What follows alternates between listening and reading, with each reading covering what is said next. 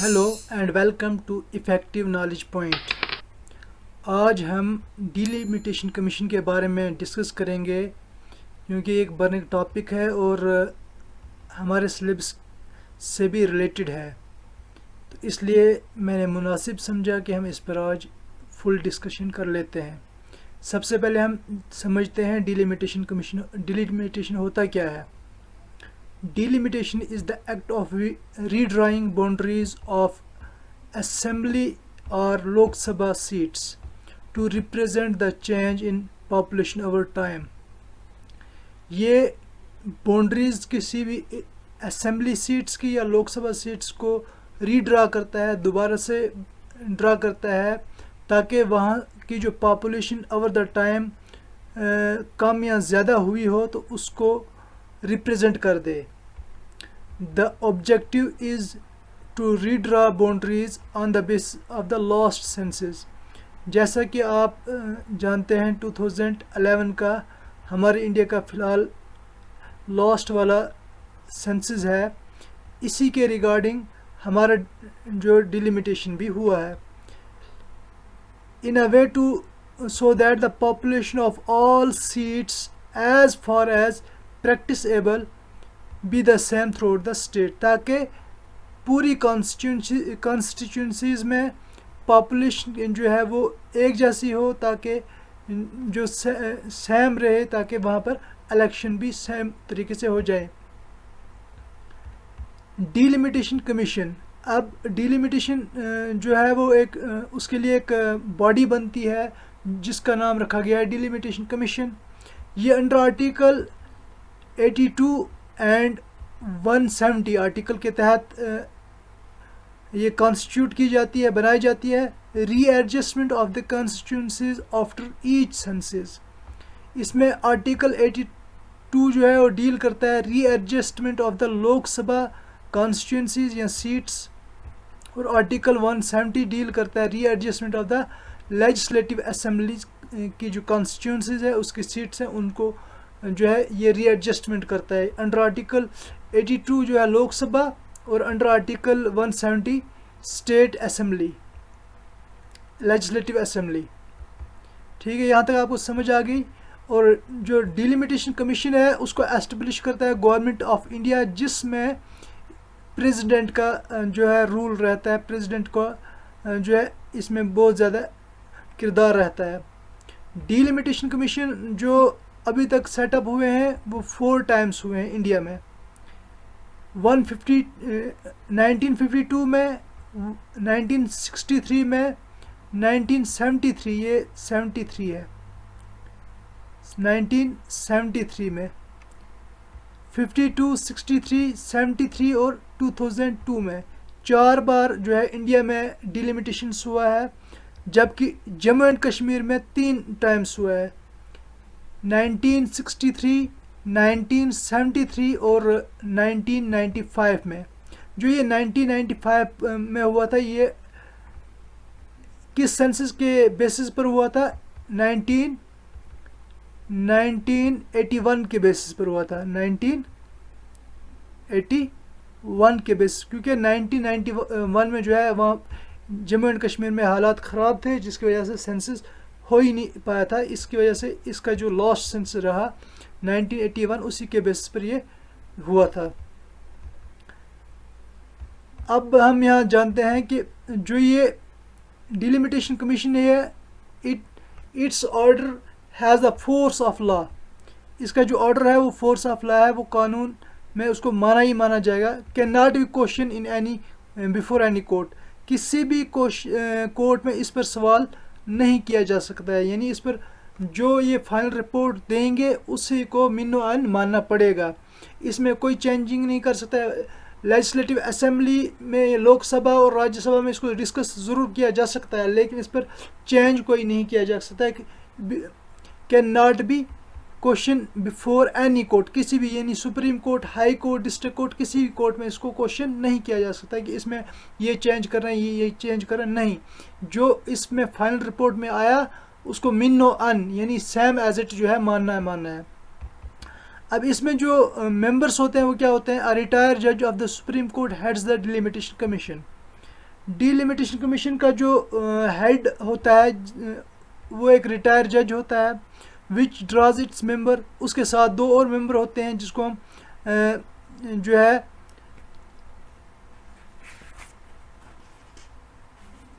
जो है ये कहते हैं एक्स ऑफिशियो। ठीक है, तो यहाँ पर एक्स ऑफिशियो मेंबर होते हैं इलेक्शन कमिश्नर ऑफ इंडिया और state election commissioner.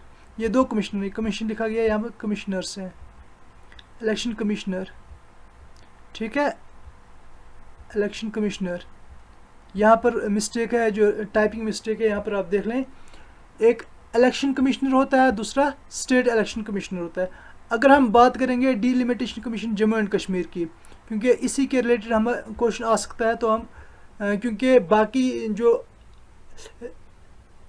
Jammu and Kashmir के अलावा जो जितनी भी स्टेट्स हैं, यूटीज़ हैं, उनमें फ्रीज़ जो है डिलिमिटेशन को 2026 तक रखा गया है। जम्मू एंड कश्मीर में भी रखा गया था, लेकिन जब आर्टिकल 370 रिवोक हो गया उसके बाद इस डिलिमिटेशन की ज़रूरत यहाँ पर पड़ गई। इसी की बेसिस पर यहाँ पर डिलिमिटेशन कमीशन 2026 से पहले ही कर दिया गया।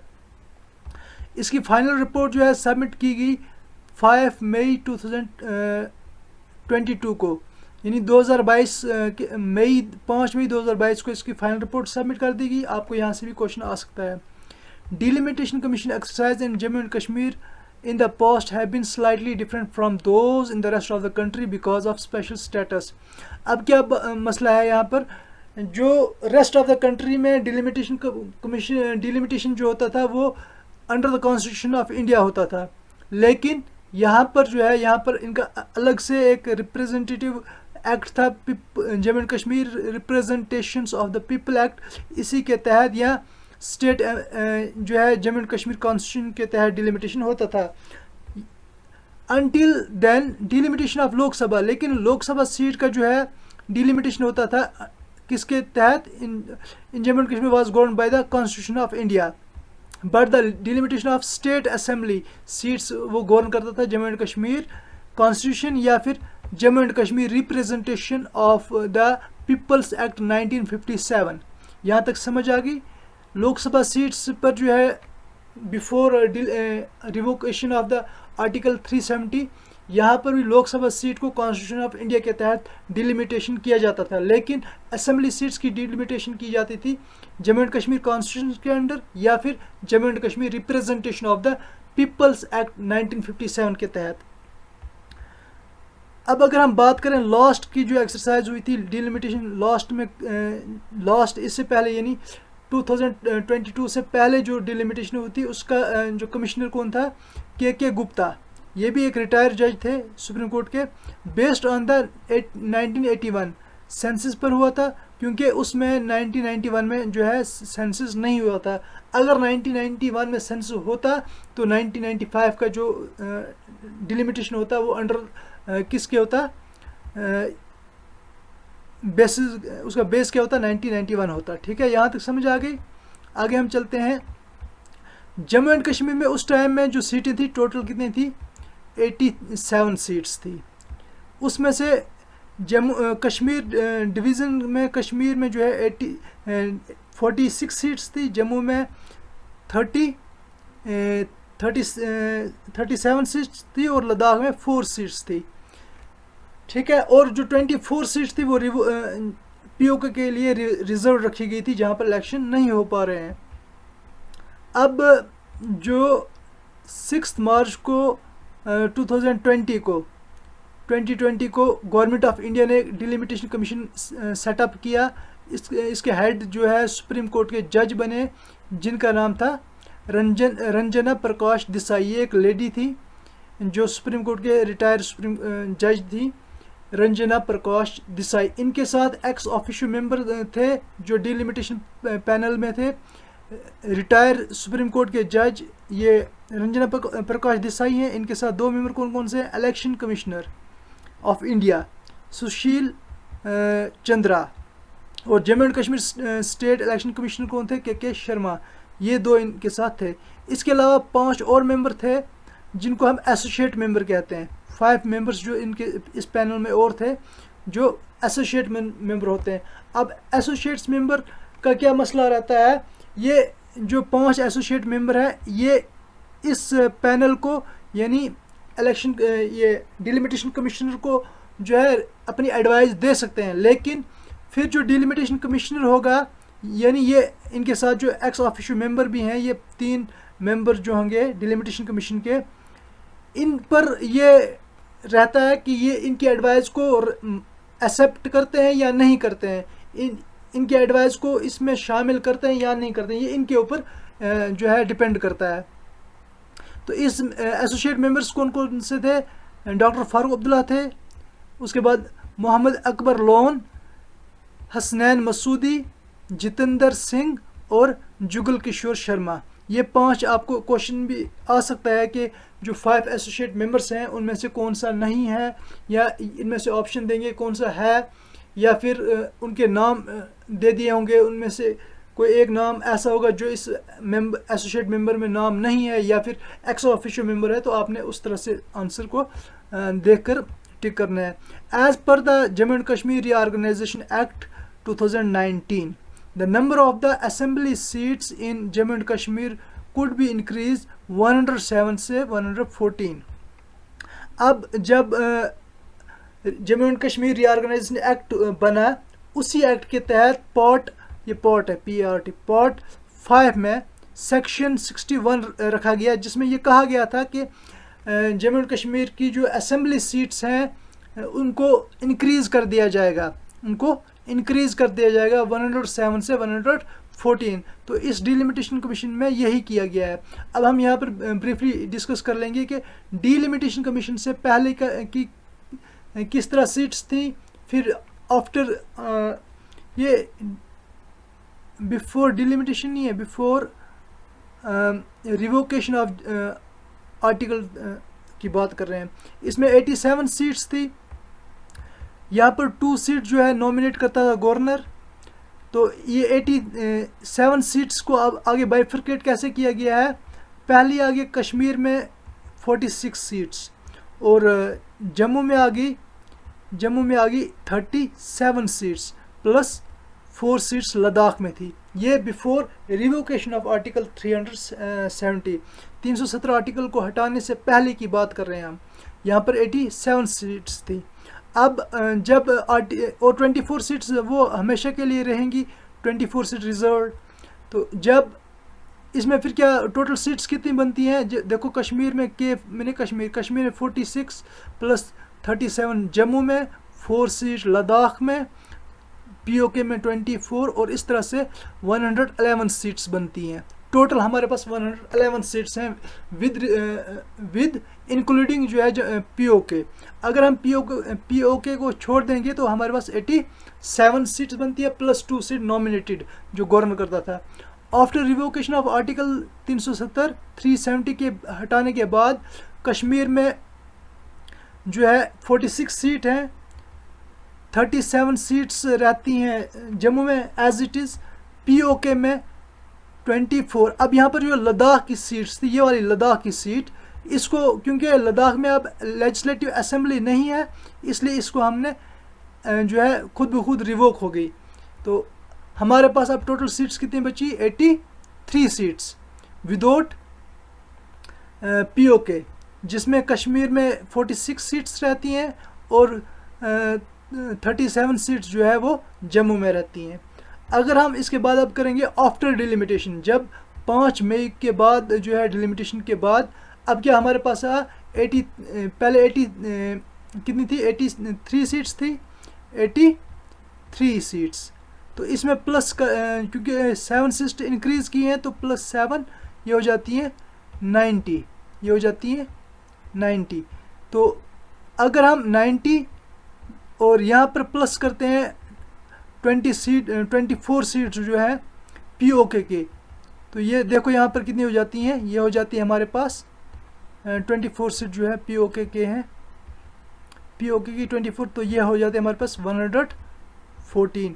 अब यहाँ पर याद रहेगा आपको ये कैसे 114 बनी 107 से। तो देखो 90 सीट्स आफ्टर डिलिमिटेशन हुई, जिसमें 2 सीट्स नॉमिनेट करे लेफ्टिनेंट गवर्नर, वहाँ पर गवर्नर करता था, यहाँ लेफ्टिनेंट गवर्नर। तो इसमें 46 सीट्स पहले कश्मीर में थी प्लस 1 सीट कश्मीर में और आ गई, तो टोटल कितनी बनी 47 सीट्स। कश्मीर में आफ्टर डिलिमिटेशन कितनी सीट्स आई 1 सीट, वो कुपवाड़ा में कहीं बनाई है। उसके बाद जम्मू में जो है 37 सीट्स थी पहले, तो इसको ऐड किया गया 6 सीट्स के साथ, जो बाद में कंट्रोवर्सीज भी बहुत सारी इसमें पॉलिटिकल कंट्रोवर्सीज बनी, उस पर हम नहीं जाएंगे। हम यहाँ पर एज जो है एग्जाम ओरिएंटेड हम बात करेंगे। यहाँ 6 सीट्स जम्मू को दी गई, तो इसी के साथ 3 सीट्स बनी। अब हमारे पास टोटल कश्मीर में 47 सीट्स हैं, 47 सीट्स, 43 सीट्स जो है जम्मू में। पीओके की बात अगर करेंगे 24 सीट्स, टोटल हमारे पास कितनी सीट्स बनी 114 सीट, जिसमें 24 सीट्स जो वैकेंट रहेंगी कश्मीर पीओके में अंडर सेक्शन 14(4)(a) के तहत, अंडर सेक्शन 14(4)(a) के अंडर रहेंगी ये वैकेंट। इसके अलावा इसी डिलिमिटेशन कमीशन में 9 सीट्स को रिजर्व कर दिया गया एसटीज़ के लिए, शेड्यूल ट्राइब्स के लिए, जिसमें 3 सीट्स कश्मीर में है और 6 सीट्स जो है जम्मू में है। उसमें हम अगर बात करेंगे 6 सीट्स जो जम्मू में है, उसमें बुद्धल, गुलाबगढ़, सुरनकोट, राजौरी, मेहंडर, थाना मंडी, ये 6 सीटें जो है एसटी के लिए रिजर्व कर दी गई हैं जम्मू डिवीज़न में। कश्मीर डिवीज़न में अगर बात करें गुरेज, कंगन और कुकरनाग, गुरेज जो है बांडीपुर में पड़ता है, कंगन जो है गांदरबल में पड़ता है। मैंने यहाँ इसलिए नहीं कहा, जैसे गुलाबगढ़ है ये आपको पता है कहाँ पर है, बुद्धल कहाँ पर है, राजौरी में है, गुलाबगढ़ रियासी में है, सुरनकोट पुंछ में पड़ता है, राजौरी में, मेंढर भी पुंछ में और थाना मंडी राजौरी में। इसी तरह से कुकरनाग जो है वो अनंतनाग में पड़ता है, कंगन जो है वो गांदरबल में पड़ता है। ठीक है, ये 3 सीटें कश्मीर में एसटी के लिए, 6 सीट्स जो है वो जम्मू में एसटी के लिए।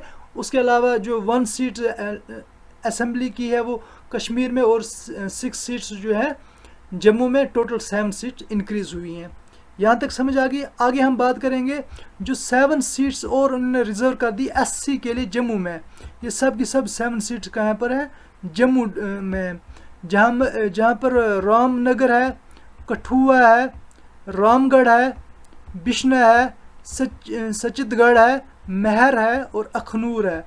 अब आपको मैं यहाँ पर बता दूँ, जो रामनगर है ये उधमपुर में है, रामनगर उधमपुर में है, कठुआ आपको पता है कठुआ ही में है, रामगढ़ जो है वो भी सांबा में है, बिश्ना जो है वो जम्मू में, सचितगढ़ भी जम्मू में, महर भी जो है ये जम्मू में और अखनूर भी Jammu, all are in Jammu. ठीक है, ये जम्मू डिवीज़न की बात कर रहे हैं। The Commission has recommended the Centre to nominate at least 2 Kashmiri Pandits to the Legislative Assembly। तो ये जो है असल में डिलिमिटेशन को जम्मू एंड कश्मीर की डिलिमिटेशन में इसको नहीं लिखा गया, लेकिन इसको डिलिमिटेशन कमीशन ने इसको रिकमेंड किया है सेंटर को कि वो 2 कश्मीरी पंडित्स को भी लेजिस्लेटिव असेंबली में नॉमिनेट करे।